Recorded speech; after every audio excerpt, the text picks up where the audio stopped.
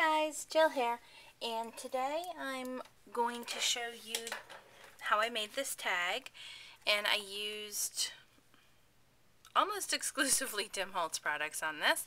I know there's one stamp that isn't Tim Holtz, I think, otherwise, well, no, this and this. So, but a lot of Tim Holtz products. And I went out yesterday to Michael's because Joann's has a 50% off coupon, and so when Joann's has it or Michael's, you know, they accept each other's coupons.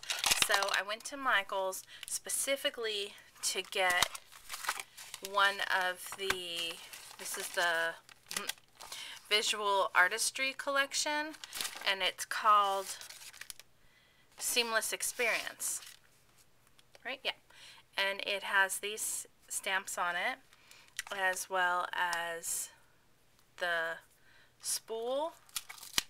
Hold on. And then this saying, experience is not what happens to you, it's what you do with what happens to you. And it's just a smaller version of the set, and they're laid out differently. Like this ruler is from, I think, Curiosities. This is from Haberdashery. This is from Haberdashery. This is matching the texture fade. Okay, so I figure I had to use it. I also picked up a few stamps that were on clearance. Where's the set? Here we go. At Michael's.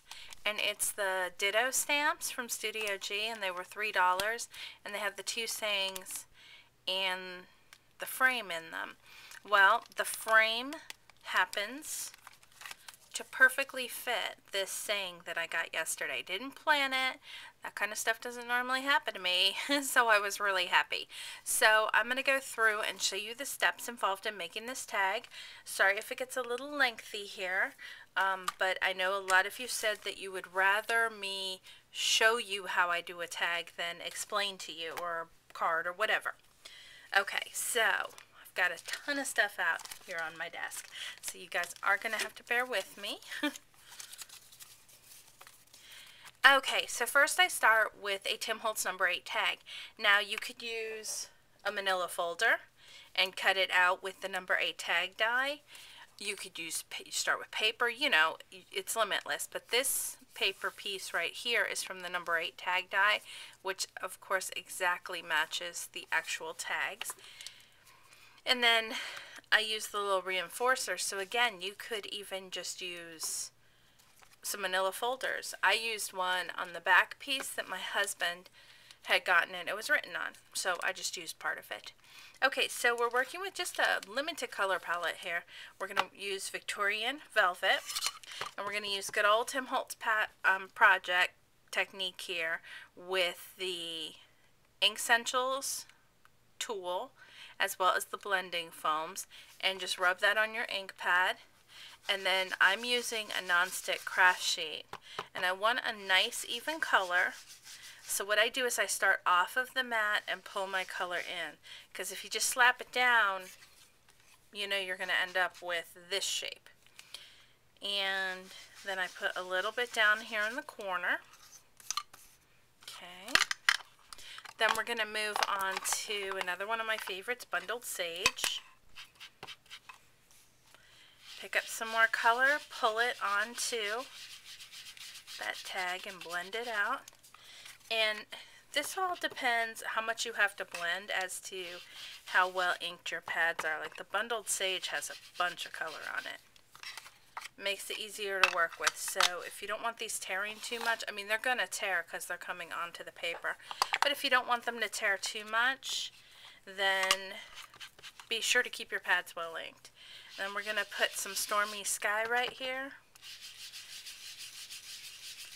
And again, don't be afraid to overlap. These are water-based colors and they mix together very nicely. They don't turn to mud, which is always appreciated. Okay, so then the next step is I distress the edges. Now you can use your distress tool, which is a Tim Holtz product, or your distress at all. I found with a thicker manila, I just used the tool, and I'm just going to switch out And I'm making a few of these so I have some set aside. Okay, so this is what happens when you distress it, and you just run the tool like that, and it distresses those edges for you. Then I'm going to come in with my vintage photo. Now, I'm pretty sure I messed this pad up, and I told Susan about it, and I figure, hey, why should we be the only ones that get a laugh out of it? I think I re-inked my vintage photo with the walnut stain. So now the vintage photo color is coming through, but there's definitely a little bit of that walnut stain in there. So I'm just going with it for now until I can get a new pad and it's still a nice color. So this is a stamp by Posh Impressions, Posh Limited at the time. They've changed their names depending on different licensings. This is Tiny Splatters. This stamp is super old, but I know you can get different splatters. I have a ton of splatter stamps. I just love them. So I just stamped that with my vintage photo mix. I used my re-inker tool, and this one's actually an old stamp. I have a few of those that I still use. And you're going to ink the edges of the tag coming in a little bit. And I'm just working on a scrap piece of paper because when I come in with the lighter colors, you know, I don't really want to mess them all up on my non-stick pad. So see, I just pulled in the corners just a little bit there. Now we're going to do the stamping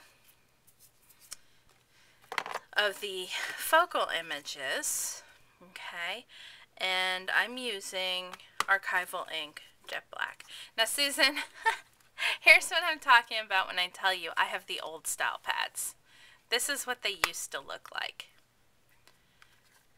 And the top flips off instead of pulls off like the new ones do. Eventually I might upgrade this pad.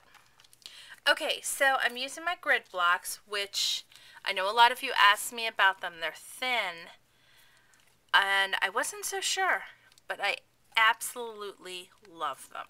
I really wasn't sure if I was going to like them, and I really, really like them. So I'm actually going to pull the top off of my pad because I prefer to bring the pad to the stamp. And I laid them out on my square here, or rectangle, and you're really going to end up getting your hands dirty here. There's just no other way.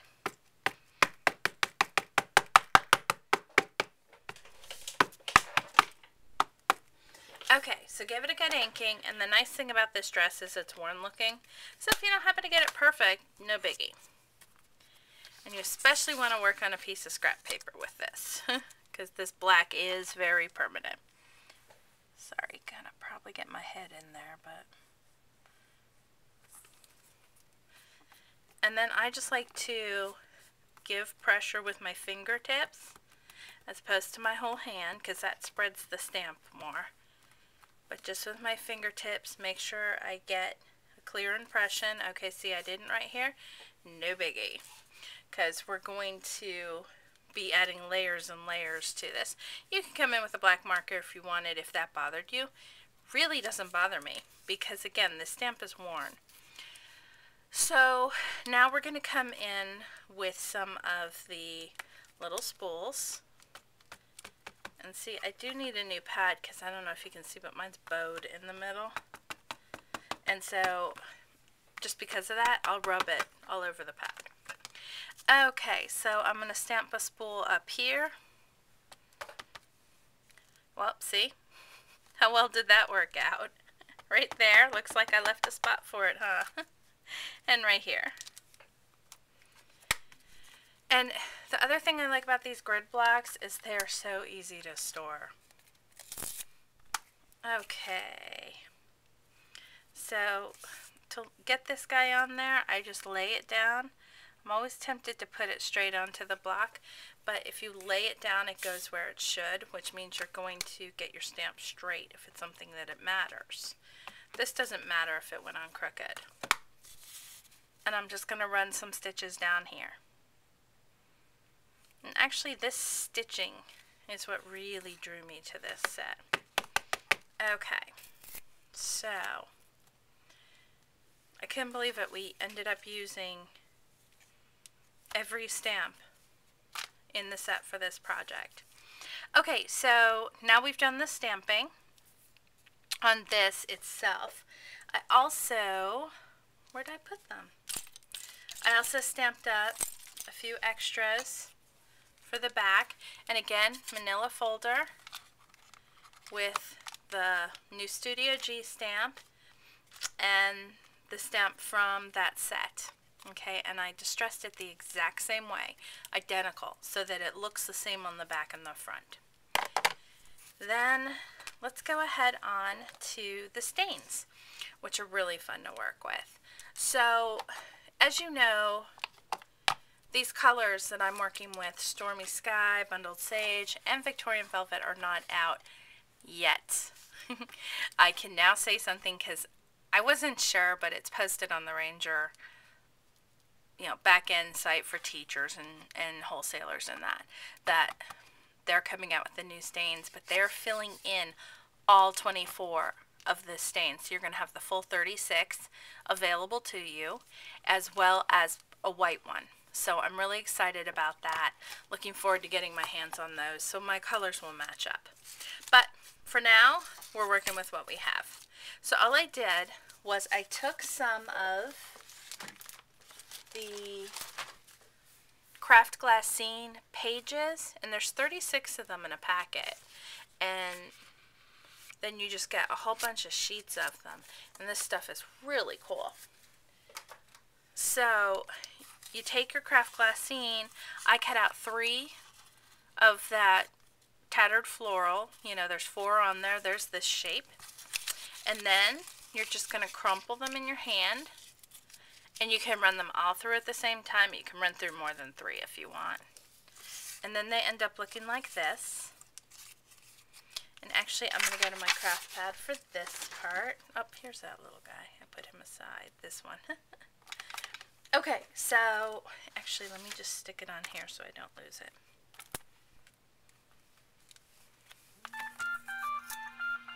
Oh, there's my phone. Isn't that the worst ringer? I have it changed. That's my unknown ringer if I don't know someone. Okay, so all I'm going to do with these is add some stains. So I went with Fired Brick.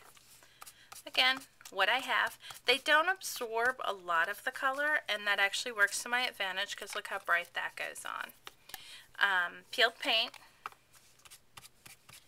And I think I said I switched over to my nonstick craft sheet again.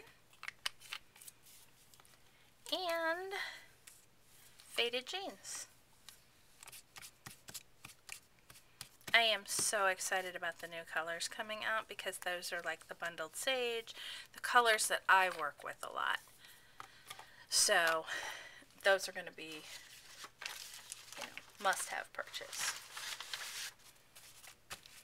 Okay, you can see my nasty napkin I've used for a few other things.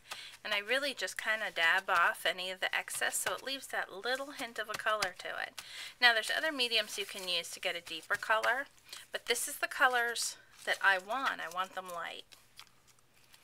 Okay, so we're going to just kind of scrunch these all up again. And then I have a piercing tool. And this is that eyelet setter. Again, another one of those really cool tools that helps save my fingernails from getting all crunched. But it has a piercing tool on the end of it. And then this is at the bottom of your texture fades. There's this little piece of foam. Keep those. They make really great little spots to punch holes. Okay, so my flowers, I just alter the petals. And again, we're going to scrunch it all up so you're going to see them. And I poke a few holes here in the center so I can fit an eyelet in there. A brad. And then I have these brads. I got them at Scrapbook Expo last year for $1 for 8. Wish I could have picked up a whole bunch of them because they're really nice brads. So I'm using a few of these out of here. So let's just go with this guy here. And in all, I'm going to make 4 of these tags. Okay, so just put it in the center. And actually we're not going to pull it back because I'm going to line it up where I want it, which is right here. Let's try not to pierce myself. Not very sanitary. Okay, and then this is just going to go on the tag itself. And then now you're starting to see, look at this back, just so far, why I need to cover the back up. Okay, so then I just scrunch it up. And then I'm going to add over here 3 snaps. And actually, these are my grandma's. And you can tell they were 10 cents. And I've just been holding on to them, and I use them on projects here and there. So I just thought the snaps would really go with the whole theme. And I'm eyeballing my holes. But these snaps aren't going to go through this hole. This was more for spacing. So I used my crocodile. And I know you can still get these snaps. I know even Walmart has just little sheets of them. And let's say they don't have black ones, because I don't know if they do. But the black ones obviously fit this project perfectly. But say they have silver ones, or I don't know, whatever color. Just tone it down with your inkers, your alcohol inks. Okay, so they just pull off, and you set it through, and then snap it in place. And I do know that you want to kind of keep track of which one's the bottom and which one's the top. So I do them one at a time. Same, I just set the bottom one on the desk. Okay, so there's a nice little touch. And you could use eyelets. I mean, again, there's so many possibilities of what you can do here. Then I used a little safety pin. And let's stick it in this open space here. And that's about where it was on the other one. And see, now that back really needs some covering. Okay, so here's where we're at. We're going to do this. And it is the, oh my gosh, what are you? I've got like a pile up over here. The ruler ribbon.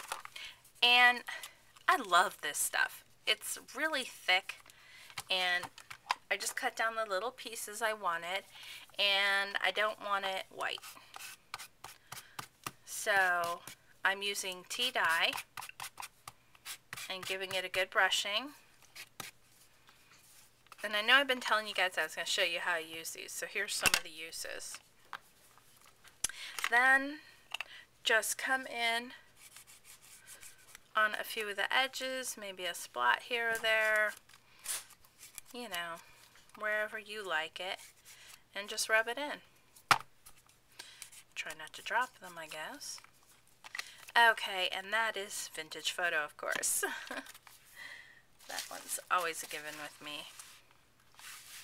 Okay, so I kind of dab them off a little, which actually takes off a little bit of the color. But I also find if I get my fingers in there, it takes on more of the color. So, actually first you're going to want to add a reinforcer. And these again, Tim Holtz product. I'm looking forward to using the first ones because those can be stained. But this one, I kind of went through and I found things that were relevant. I found some buttons. I found these, which are little rulers. So, how perfect. And again, that's one of the things I love about Tim Holtz stuff. Aside from the fact that I just love the style, I love that things coordinate so easily. Okay, and we'll put one on the back too, but there's a duplicate. And then I really went with a loose V for the top, and I purposely made them both different. And then line them up where you want them. And I use my tiny attacher, and I actually put a lot of little crisscrosses because you guys know me. I don't like that little simple one. and I worked in 3. Okay, so actually 6 altogether. And then lastly, I do add some, not lastly, there's 2 more things I add. I add some trim, and this is from Elaine, who's Silly Frog Honey Bee. She sent this to me. And all I do, and I find it stays good, is run a bead of, ooh, I've had to cut my top of my glossy accents down because it split. Okay, so just run a little bit of this along there into that glue. And again, guys, you could totally leave this back of the tag that way. It's up to you, but I cover it. Okay, so you'll want to let that dry. Let's wipe off any excess because we're going to set this down. There we go. Now let's give it a push, and it's not going to come off now. Okay, so you'll let that dry, and see the flowers, you can fluff up a little more as you want. I was going to use a dress pattern. Then it dawned on me, I have not done a project that I've shown with this glassine, and it is super cool. Okay, so now the last thing is the letter. And of course Jill. And then this one is going to someone with an initial that starts with B. And real simple application on this one. Distress stain. And this is the same vintage photo. So like I said, we were sticking with a pretty simple color palette. Okay. And then I took a stamp from, what are you? This set, which is the Stuff to Say from one of his new releases, and it's that long, thin one there. Guys, I've been using these like crazy. I really, really like this set. And I know Susan just got one, so I know she's going to be excited to use it. So we're going to come in with the archival ink, and it's not that we're going for what this one's saying. I just wanted a little texture on this bee, and I thought it was really plain. So I want my scrap under here, which as you can see is a coupon I did not use. Okay, and just stamp it. See, totally different now. And then I silver edged it. I'm not going to bore you and silver edge the whole entire thing, but I am going to show you. See, I just came in and let the pen go over the edge a little bit, or a little too much in that case. Okay, and then I get that corner there. So you're not going to watch me try to get in there. And then that's self-adhesive, so it just sticks on. And then like I said, on the back, same thing. I used a reinforcer, a piece of, I think this is Crowded Attic. Roxy from Your Paper Pantry sent me this as a prize. Not just this, but you know, that was some of it.